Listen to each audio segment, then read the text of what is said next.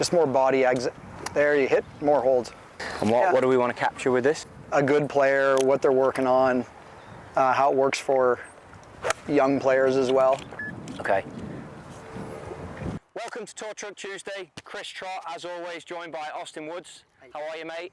And David Woods. We are working on the Pro SENDR. This guy's a baller. Reason I literally dived in on the start, did you see how he was moving the stick to the side he wants it, taking responsibility for his own game? That is what all great players do. Absolutely. We're going to give you a little insight as to what these two guys work on. Father and son combo. I guess that can lead to some disasters, can it, boys?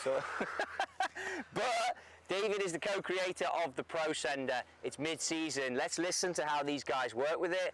Maybe if I see a bit to add, I might step in there. For sure, absolutely. So Austin's a very good playing junior golfer.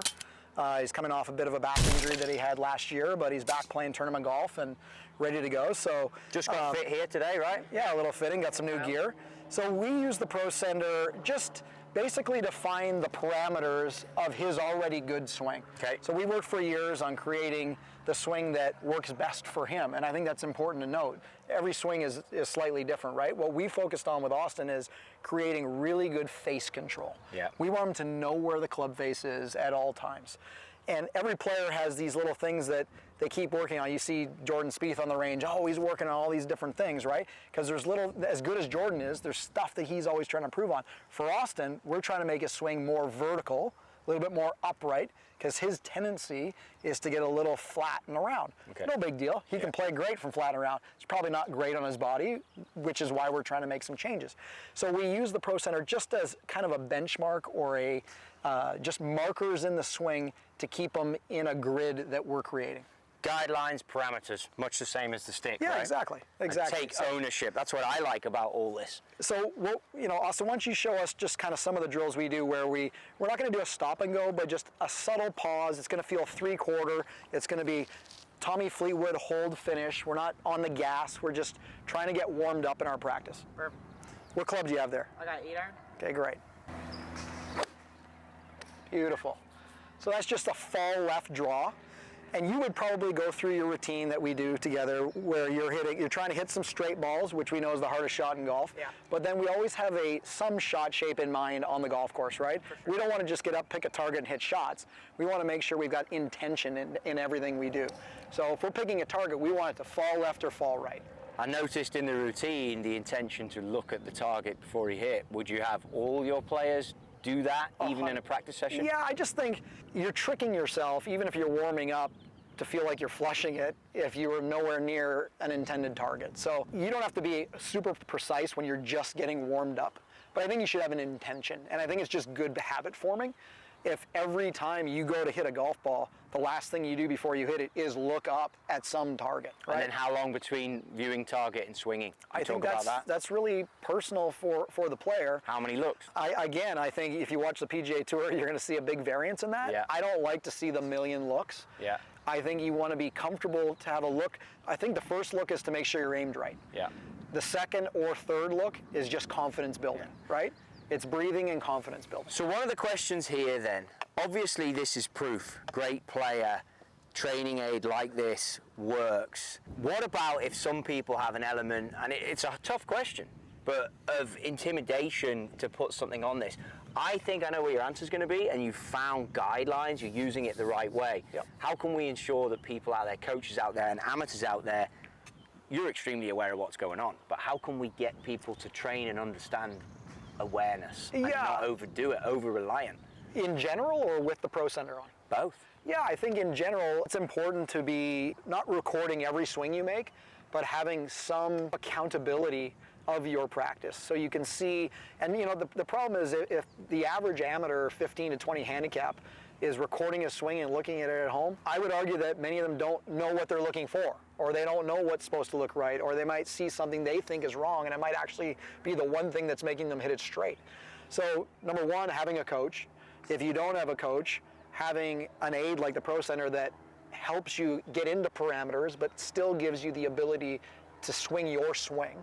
I think those are all things that kind of culminate together to be an effective practice routine. Yeah. Okay, cool. Now Austin is only using it without the sphere? Would you have the sphere part on there? Any need? Like, what's the differences? For Austin, what we like to do is limit the radial to promote high and wide arms. He's already pretty connected. He's a body rotator. He's got pretty good tempo. He keeps the club in front of him for the most part. Which is why the face is always good. Which is why the face is pretty good. So for him, he uses the sphere for putting quite often because it quiets down the hands. It promotes the forearms working together. I think you'll see more and more people using the sphere for short game. Chipping, pitching, it's fantastic for short game stuff. So adding the sphere to this whole program for clubs maybe up to a 7-iron at 60-70%, but I don't think you're going to see a lot of guys ripping driver with both the cradle and the sphere. Okay. Would you have driver with cradle? Oh, all the time. Absolutely. I think that's the number one club that people, overextend their wrist radial, right? So they're getting wristy because of the momentum and the speed and the angst to hit it far. To hit it hard. Right? So Austin, how do you as a player not dive on it for speed from the top then? Because that's tough to do. So for me, I like to feel, when I get back to the top, I feel a little bit of where the club head is.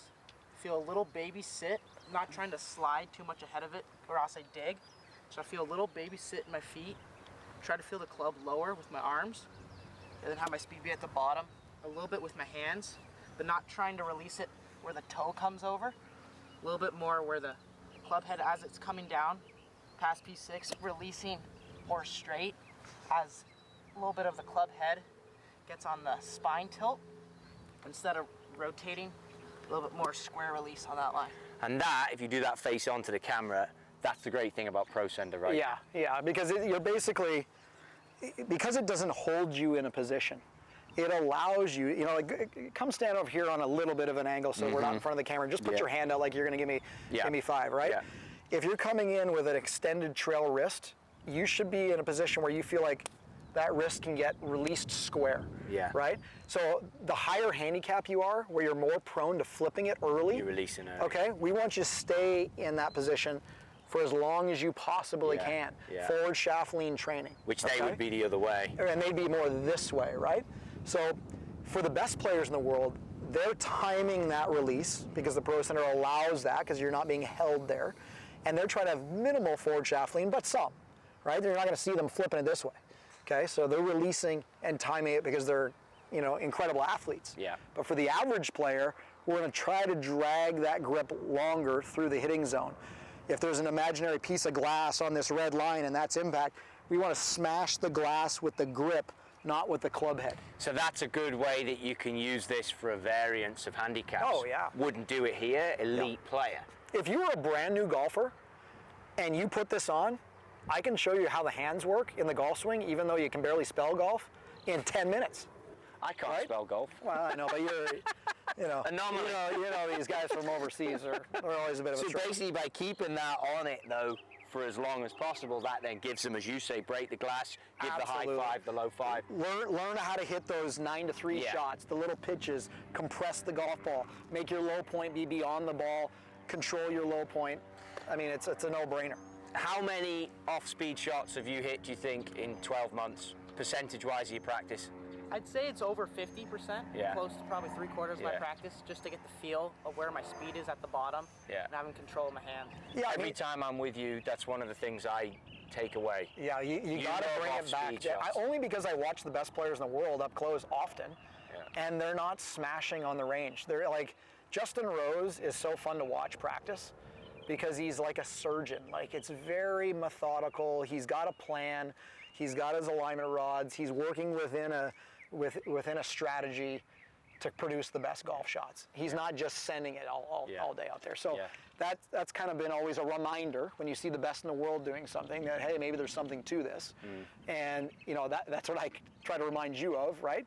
We're all trying to hit it hard, but you're going to get, like, I want to, and Austin and I talked about this just on the way over here. We want to get really efficient, and then we can layer on some more speed onto that because, his club head speed with drivers in the high 1-teens. I mean, we know we can hit it. For me to take that at some point to in the 120s, I don't think it'll be that difficult because he knows how to create speed. But the faster somebody swings, the less efficient they are often. So build the swing around, and I know they say, teach a young kid to get real fast and then teach him how to clean it up, which is what we did early on. But now he's a refined player. We want to build the mechanics to where it's in a window. It's not always going to be the same. We know that our swings vary from even day to day. Build it in a window of parameters so that we know where we are in space. The worst thing to be is like, I'm at the top, I don't know where to go. And we hear that from players, right? We want to make sure we know where to go. So when you add speed also, it's going to be tight. It's going to be tighter. So get one more for us, buddy. Go ahead and release one for us. Okay. And give me just 70%. We're not going to rip on one here. Just a nice swing where we stay in our posture. Center mass stays behind the handle. Get into our left side. Good there. Really nice.